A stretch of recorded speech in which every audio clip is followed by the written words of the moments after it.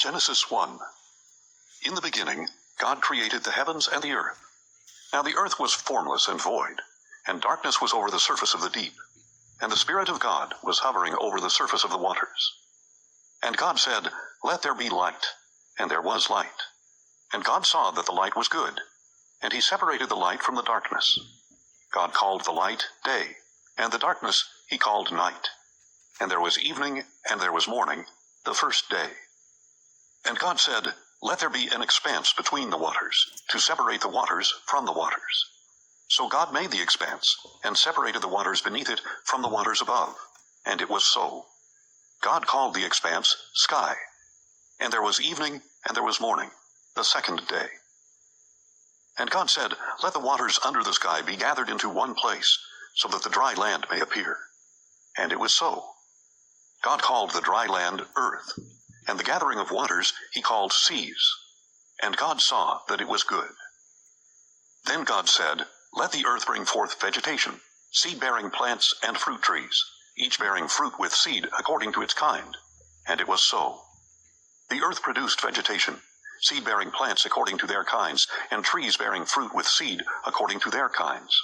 And God saw that it was good. And there was evening, and there was morning, the third day. And God said, "Let there be lights in the expanse of the sky, to distinguish between the day and the night. And let them be signs to mark the seasons and days and years. And let them serve as lights in the expanse of the sky, to shine upon the earth." And it was so. God made two great lights, the greater light to rule the day, and the lesser light to rule the night. And he made the stars as well. God set these lights in the expanse of the sky, to shine upon the earth, to preside over the day and the night, and to separate the light from the darkness. And God saw that it was good. And there was evening, and there was morning, the fourth day. And God said, "Let the waters teem with living creatures, and let birds fly above the earth in the open expanse of the sky."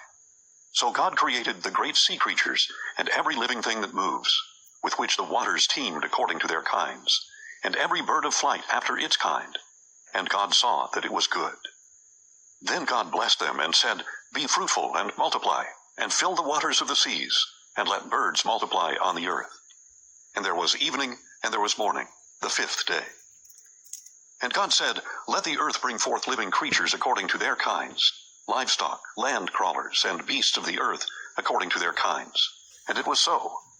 God made the beasts of the earth according to their kinds, the livestock according to their kinds, and everything that crawls upon the earth according to its kind.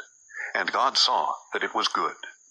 Then God said, "Let us make man in our image, after our likeness, to rule over the fish of the sea and the birds of the air, over the livestock, and over all the earth itself, and every creature that crawls upon it." So God created man in his own image. In the image of God he created him. Male and female he created them. God blessed them, and said to them, "Be fruitful and multiply, and fill the earth and subdue it. Rule over the fish of the sea and the birds of the air, and every creature that crawls upon the earth." Then God said, "Behold, I have given you every seed-bearing plant on the face of all the earth, and every tree whose fruit contains seed. They will be yours for food. And to every beast of the earth, and every bird of the air, and every creature that crawls upon the earth, everything that has the breath of life in it, I have given every green plant for food." And it was so. And God looked upon all that he had made, and indeed it was very good. And there was evening, and there was morning, the sixth day. Genesis 1.